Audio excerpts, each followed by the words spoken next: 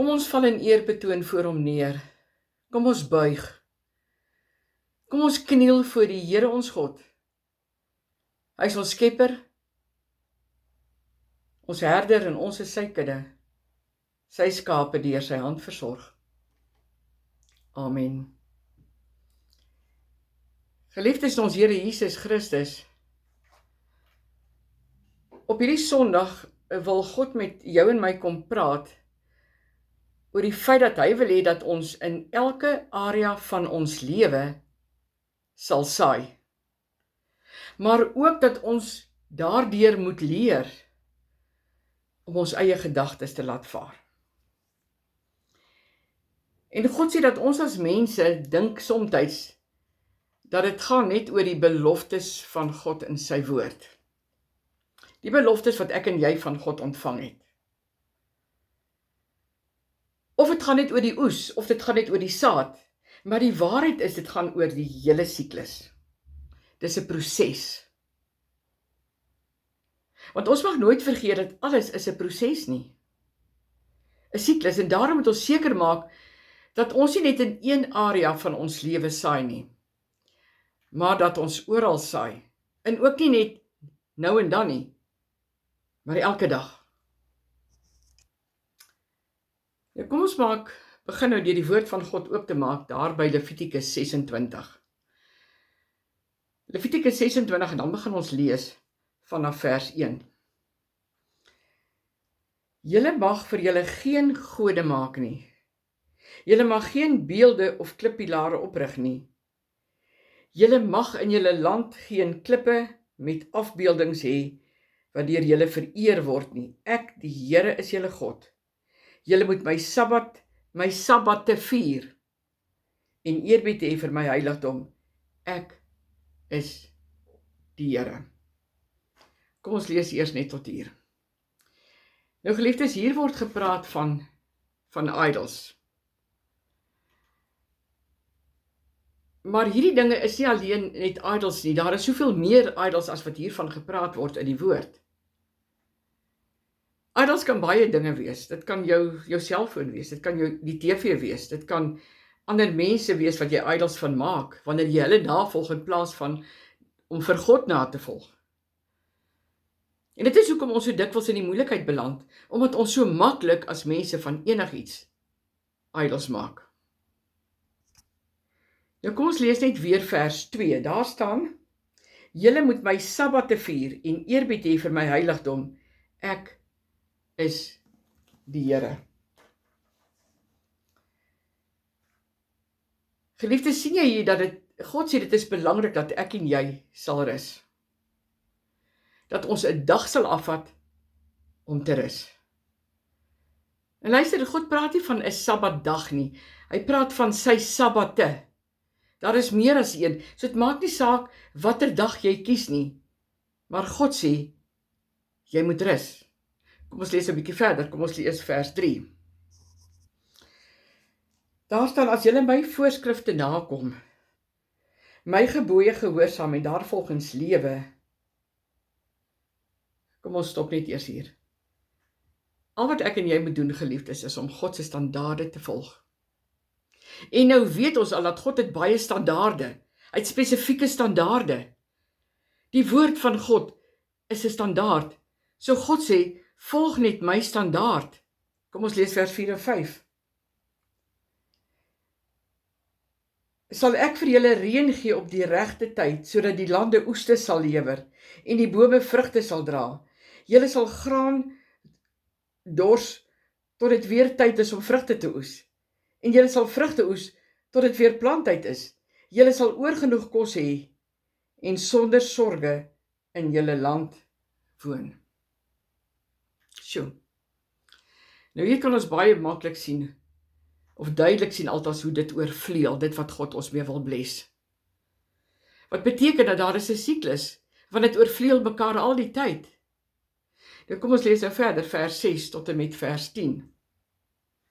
Daar staan, ek sal vrede gee in die land, sodat julle rustig kan slaap. Ek sal die ongediertes uitroei, en daar sal nie oorlog in julle land kom nie. Julle sal julle vyande verdryf, en om die lewe bring. Net 5 van julle soldate sal 100 van die vyand op loop jaag, en net 100 van julle sal 10.000 op loop jaag. Julle sal hulle om die lewe bring. Ek sal vir julle goed wees en julle vrugbaar maak, sodat julle groot nasie sal word. So sal ek my verbond met julle nakom. Julle sal nie eens 'n vorige seisoen se graan kan opgebruik nie. Julle sal dit moet weggooi om plek te maak vir die nuwe oes. Nou, wow, geliefdes, hierdie is baie duidelik 'n belofte van God, maar ook so lank as wat ek en jy dit volgens God se standaard doen, en dit is die voorwaarde. En dan sal jy die belofte ontvang, en het jy mooi gehoor, jy sal steeds eet van verlede jaar se oes. Dit is so verskillend van wat ons as mense doen. Ons wil een ding saai, en of dan daaroor spog, of ons saai, en dan wag ons eers vir 'n oes in daardie area van ons lewe. Ons stop eers daar. God sê nee, elke dag moet jy saai, dit moet oorvleuel. Maar ons is veronderstel om elke dag te saai, omrede daar elke dag 'n oes dan sal wees. Dis 'n siklus, sê God, saai in elke area van jou lewe elke dag. Luister mooi, wat moet jy saai? Saai goedheid, saai omgee, saai liefde, saai heiligheid, saai vergifnis, saai geloof, want wat jy ook al saai, sê God, dit sal jy oes. Geliefdes, as jy nie geloof saai nie, dan kan jy ook nie geloof oes nie. Luister baie mooi, die woord praat nie van om geloof te spreek nie, maar om geloof te saai in hierdie verband. Want hoe dikwels is dat ons wel geloof spreek, maar ons doen nie die dinge in geloof nie. En onthou, om te saai is ook om te doen. So wanneer ek en jy begin om dinge te doen, dan sal ons elke dag 'n oes insamel, want dit is 'n siklus wat nooit stop nie. Dit oorvleuel. Hoe dikwels sal jy hoor dat mense dit sê, of dalk sê dit self al gesê, dat jy moeg is om goed te doen, en dan stop jy net daarmee. En dan mis ons uitgeliefdes, want dit moet oorvleuel om 'n oes te kan verseker vir jou en my, sodat ons 'n oes kan ontvang. God sê, dit mag nie stop nie. Dit mag nooit stop nie. Want God sê, ek en jy bid elke dag vir oorvloed in ons lewe, nie waar nie? Vir die abundance waarvoor Jesus gesterf het. Johannes 10 vers 10. Ons bid vir die oorvloed in ons lewe.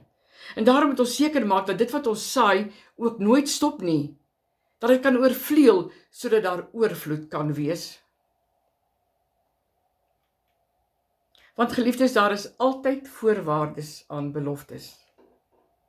God sê, jy sal eet van verlede jaar se oes. Is dit nie amazing nie? Maar jy moet voldoen aan die voorwaardes om hierdie belofte te kan ontvang. Luister, dit is nie 'n gebod nie, dis 'n voorwaarde. Want aan die begin van hoofstuk 26 het God gesê, as jy dit hou. Dit is 'n voorwaarde. As dit 'n gebod was, dan sou God gesê het, jy moet dit doen. So God sê, hier kom hy nou en hy laat val 'n gedagte by jou en my. Luister baie mooi. Kom ons bly nou so verder, 'n bietjie verder die woord, dan na Jesaja 55 toe. En dan begin ons lees daar by vers 6 en vers 7. Daar staan, vra na die wil van die Here, terwyl hy nog te vinde is. Roep hom aan, terwyl hy nog naby is. Die goddelose moet sy verkeerde pad laat staan, die slegte mens moet sy slegte planne laat vaar. Hy moet hom tot die Here bekeer, dan sal hy hom genadig wees. Hy moet hom tot ons God bekeer, hy vergewe altyd weer.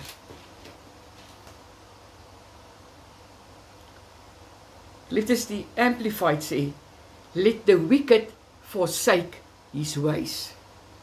Nou die waarheid, geliefdes, is om te forsake, beteken dat jy dit moet ken. Jy kan nie iets versaak of forsake wat jy nie ken nie. En daarom kan jy slegs iets versaak wat jy ken, maar onthou, dit gaan nie maklik wees nie. Want jy ken dit, jy hou daarvan, jy is goed bekend daarmee. En nou sê die woord, laat vaar jou verkeerde, hierdie bekende gedagtes. God sê, drop dit. Kom ons lees 'n bietjie verder, vers 8 en vers 9. My gedagtes is nie julle gedagtes nie. En julle optrede is nie soos myne nie, sê die Here. Soos die hemel hoër is as die aarde, soos my optrede verhewe bo julle optrede en my gedagtes bo julle gedagtes. So geliefdes, God se gedagtes is hoër as jou en my gedagtes, en die hemel is hoër as die aarde. God se gedagtes is hoër, God se manier van dinge doen is hoër, God se weë is hoër. En daarom moet ek en jy ons eie gedagtes laat vaar, en luister baie mooi, want God laat vaar ook sy gedagtes van hoër na jou en my toe. Is dit nie awesome nie? Luister, om iets te drop beteken jy moet dit uit jou hande uit laat val. Nie waar nie. So jy moet jou gedagtes laat val. En dit beteken dit wat jy dink. Liefdes, ek en jy het nie nodig om die mens te wees of te word wat jy dink nie. Dis soos 'n gedagte van, o, ek haat daardie een, of ek kan daardie een nie hanteer nie. Ek kan hulle nie vat nie. Jy het nie regtig nodig om daardie persoon te haat nie. Ja, jy dink dit, maar jy hoef dit nie te word nie. Jy hoef nie te word wat jy dink nie. Laat val nie daardie gedagte. En as jy agterkom maar ek haat nie met daardie persoon nie, laat val die gedagte. Dis wat ons sopas gelees het. Kom ons bly nou gou daar na Matteus 14 toe. Matteus 14, dan lees ons vanaf vers 22, net vers 22 en vers 23 eers. Net daarna het Jesus sy disippels in die skuit laat klim om so lank voor hom uit te vaar na die oorkant toe, terwyl hy nog nie eers die mense huis toe laat gaan het nie. Eers huis toe laat gaan het, ekskuus tog. Daar het hy die mense weggestuur het hy alleen na die berg toe gegaan om te bid, en toe dit aand word, was hy daar alleen.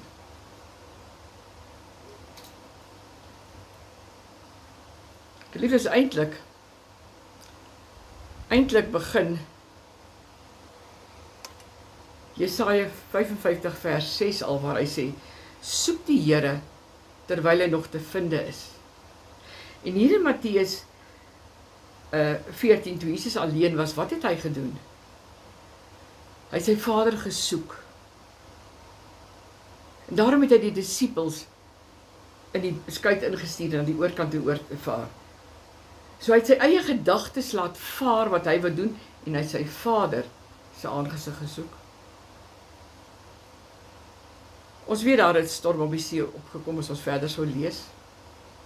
Nou is die vraag, hoeveel keer in jou lewe was die wind al teen jou? En onmiddellik het jy begin worstel met jou gedagtes en gedink, dit of dat is die rede hoekom hierdie wind nou so teen my kom. En onmiddellik het jy besef, maar jou gedagtes moet die probleem wees, want hulle hardloop met ons weg. God sê, laat vaar jou gedagtes, drop dit net. Laat val dit net. Jesus het sy Vader se aangesig gesoek, en daarom kon Jesus op water loop. En daarom sal ek en jy nooit op water kan loop, solank as wat ons nog nie God se aangesig soek nie. Kom ons lees 'n bietjie verder. Vers 26 en vers 27. Toe sy disippels hom op die see sien loop, het hulle groot geskrik en gesê, dis 'n spook. Van angs het hulle hart begin skreeu, maar Jesus het dadelik met hulle gepraat en gesê, wees gerus, dit is ek, moenie bang wees nie.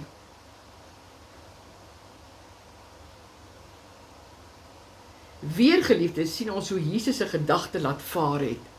En hy het met hulle gepraat. En onthou, elke keer in die woord van God, wanneer God die stilte breek en 'n gedagte laat val het, dan het hy gepraat. Liefdes, daar was niks op aarde nie. En God het 'n gedagte laat val, die stilte gebreek, en toe hy gepraat het, was dit daar. En Jesus het dieselfde gedoen. En ons sien ook hier in Matteus 14, dat die oomblik wat Jesus 'n gedagte laat val het en gepraat het, onmiddellik is die vrees by die disippels gebreek. Maar Jesus kon dit net doen, omdat hy sy Vader se aangesig gesoek het. Kom ons lees verder, vers 28 en 29. sê Petrus vir hom, Here, as dit regtig U is, beveel my om op die water na U toe te kom. Kom, sê hy. Nou Petrus is die eerste een van die disippels wat dadelik 'n gedagte van vrees wat gekom het, dit laat val het. Dis 'n gedagte wat hy laat val het veroorsaak dat hy op die water kon loop. Kan julle sien wat hier gebeur het? Elke keer wanneer jy jou eie gedagtes laat val, dan kan ek en jy op water loop. Hoekom? Want God se gedagtes is hoër. God se weë is hoër. So wanneer jy jou verkeerde gedagtes laat val, dan laat val God ook sy gedagtes en jy kan op water loop. God kom jou as ware in my tegemoet. En hierdie geliefdes was die eerste keer wat Petrus se gedagtes laat val het. Kom ons lees verder, vers 30 en 31.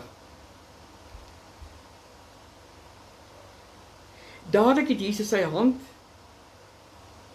maar toe Petrus sien hoe sterk is die wind, het hy bang geword en begin sink en uitgeroep, Here, red my. En dadelik het Jesus sy hand uitgesteek, om gegryp en vir hom gesê, klein gelowige, waarom het jy begin twyfel? Ek wil nie verkeerd op 'n dag sê, God het vir jou en my. Klein gelowige, waarom het jy begin twyfel? Liefdes, dis nie die wind nie. Dit was Petrus wat weer 'n gedagte ontwikkel het, en toe eers sien hy die wind. En hy begin vrees. Kom het jy 'n gedagte? Elke keer wanneer ek en jy twyfel, want dis by twyfel dat 'n gedagte by jou en my begin. Ons sien in vers 30, dis die tweede keer wat hy net sy gedagtes Petrus laat val het. Die oomblik toe hy uitgeroep het, Here, red my, en onmiddellik het Jesus sy hand uitgesteek en hom gered. Maar luister nou na die wonderwerk hier. Hoekom het Petrus begin sink? Want hy het nie dadelik sy gedagte laat val nie. En elke keer wanneer ek en jy 'n eie gedagte nie dadelik laat val nie, dan sink ons. Maar die oomblik toe hy die gedagte laat val, het daar 'n gehoor gedagte opgekom. Hierdie hoor gedagte het hom opgetel. En dit is waar God in Jesaja sê, my gedagtes is hoër as julle gedagtes. My weë is hoër as julle weë. My weë is selfs hoër as julle gedagtes, sê God. En die oomblik wanneer jy jou gedagtes drop, klink my net so makliker, so daad van aksie wat jy onmiddellik doen, dan kom sy hoë weë en hy tel jou op. Wanneer jy voel of jy verdrink, weet dan dat daar iemand hoër as jy is, wat jou sal optel. Liefdes, so Matteus 14 van vers 22 illustreer eintlik Jesaja 55. Want Jesus wys hier die hoër gedagte en die hoër weg, wat jou en my sal optel, wanneer dit vir ons voel asof ons verdrink. Maar dan moet ek en jy ons eie gedagtes laat vaar. Ek sluit af. Hoekom wil jy nog langer wag? Laat val jou gedagtes, sodat God sy gedagte kan laat val. Die gedagte van God wat jou kan red. Dan sal jy nooit verdrink nie. Petrus het gesink, maar hy het nie verdrink nie. Dit is hier in die begin het ek gesê, ek en jy moet ons saad elke dag oral saai, sodat ons 'n oes kan insamel.